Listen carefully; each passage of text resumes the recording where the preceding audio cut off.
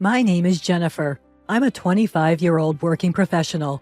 Currently, I live with my grandmother and commute to work from her house.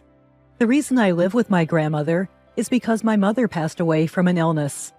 My mother got sick when I was 3 years old, and it seemed like there was no hope for her recovery. At that time, my father was apparently having an affair, despite my mother's illness. When my mother passed away when I was 5, my father must have found me a burden. He left me with his mother, my grandmother, and disappeared somewhere. Having no siblings and losing both parents, I ended up being raised by my grandparents. Feeling lonely, I would ask every day, "When will Dad come to pick me up?" But my grandparents would just give a bitter smile each time. Gradually, I understood that I had been abandoned by my father. Still, my grandparents, who were in their 50s at the time, raised me with all their might. My grandmother, who had been a housewife, started working part-time so I wouldn't starve. And she bought me beautiful clothes and toys. My grandparents must have been worried about their own retirement. But when I was about to take my high school entrance exam, my grandmother said this to me: "You don't have to be fixated on going to a public high school. Go wherever you want." "But if I do that, I'll be a burden on you and Grandpa." "It's okay. We still have some savings." "No, I'll try my best to get into a public high school. I'll definitely pass, so please support me." "All right, then you have to give it your all." And I successfully got into one of the top public high schools. My grandparents were happy for me, and my grandfather even made a reservation at a restaurant. I felt so fortunate to be celebrated by such kind grandparents. I enjoyed my high school life, but one day I came home to a somber atmosphere. I asked my grandmother what had happened, and it turned out that my grandfather had been diagnosed with an illness.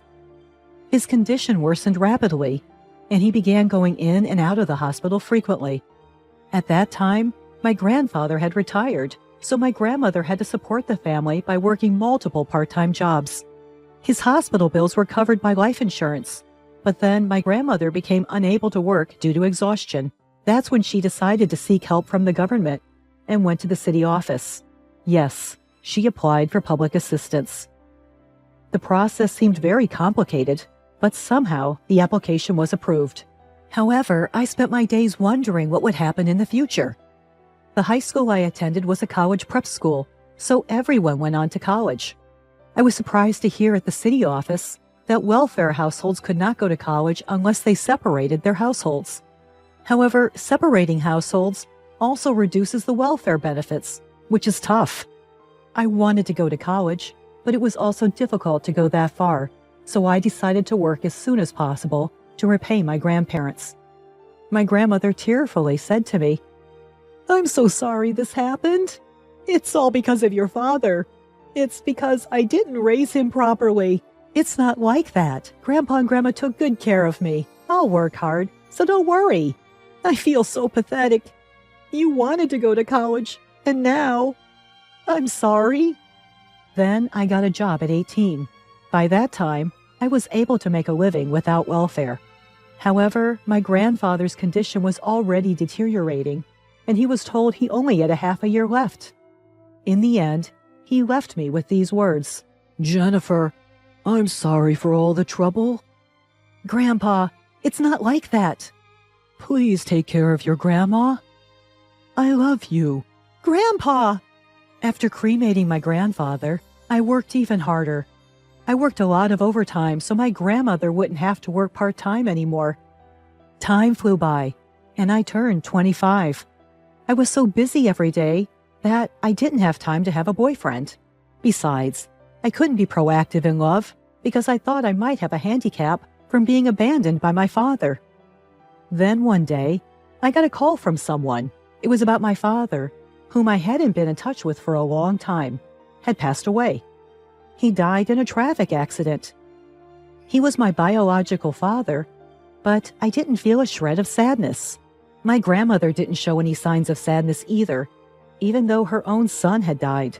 Well, maybe she was actually sad, but she might have hated her son for having an affair and leaving his child behind. It seems my father had told his remarried wife the address of our house. So his remarried wife came to visit our house and said this. Well, John has passed away, as we've already informed you, but now there's an issue with the inheritance. Huh? Would you mind relinquishing your inheritance rights? We don't have any children, so it turns out you also have rights, which is a problem for us. Well, that's fine. I never really thought of him as my father anyway. I don't need anything now. Great, so you'll relinquish. Wait, I'm not giving up my rights. What?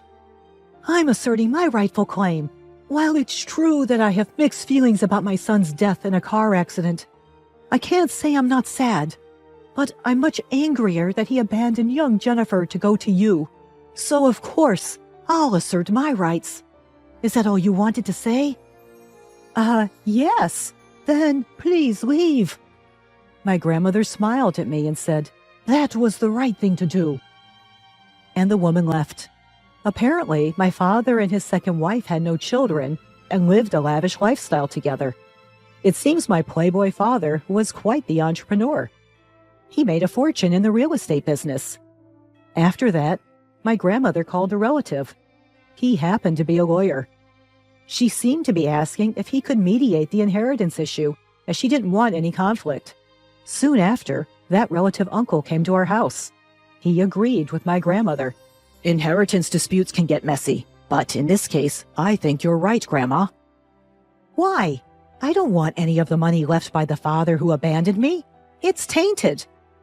But Jennifer, your grandma did her best to raise you. She put you first, above her own retirement plans. I know that. And don't you think she resents the woman who seduced her son? Don't you agree? I understand how you feel, Jennifer, but let's try to be more mature about this. Okay. I had been stubbornly refusing my father's inheritance, but I started to reconsider. Money they could have saved for their retirement. Raising me must have cost my grandparents a lot of money. They must have spent a lot of money to raise me, although I am sure they were saving for their retirement. They even sent me to tutoring classes in middle school and celebrated special occasions with me. Thinking about it that way, I decided to understand my grandmother's feelings. So I changed my mind and decided to claim my inheritance rights after all. When we informed the second wife, she was furious. In the end, it all comes down to money, even after someone's death. After carefully reconsidering, I've decided to claim my rights. What? I should have never told you people. It's too late now. We have a lawyer in our family, after all. You? How dare you pull such a sneaky trick? I don't want to hear about being sneaky. It's my legitimate right. You were abandoned by your parents, and now you act all high and mighty? Oh, it seems you're not aware that you were also played. What? Turns out, my father had other women as well.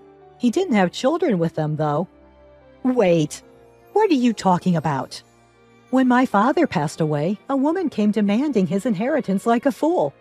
When we talked, surprise, surprise, she was his mistress. Can you believe it? She's a fool for claiming the inheritance while being his mistress. And she wasn't the only one. There were 3 of them. I was shocked, and my jaw dropped. No way. Well, at least they didn't have children. I'm going to claim a significant portion of the inheritance. That's my inheritance. No, don't be selfish. It's mine too, LOL. The remarried wife was sobbing. Of course she would be. The man she thought loved her faithfully had other women. I realized how much of a fool my father was. It's a good thing he didn't have children with them. In the end, I inherited my father's estate. At first, I didn't want anything from such a father, but I had to understand my grandmother's situation better. I gave the money to my grandmother saying, please use it for the future. I'm sorry for what I said before, but I realized something. It must have been hard raising me, right? I want you to use this money for your future. Jennifer, but I can't use all of it. It's okay. But what about when you get married someday? Save some of it for that. Grandma, don't worry about me.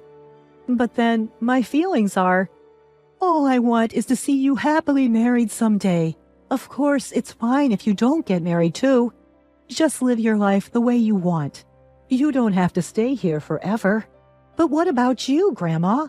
A year later, I met a wonderful man at a social gathering. We dated and we got married. When he proposed, I was thrilled.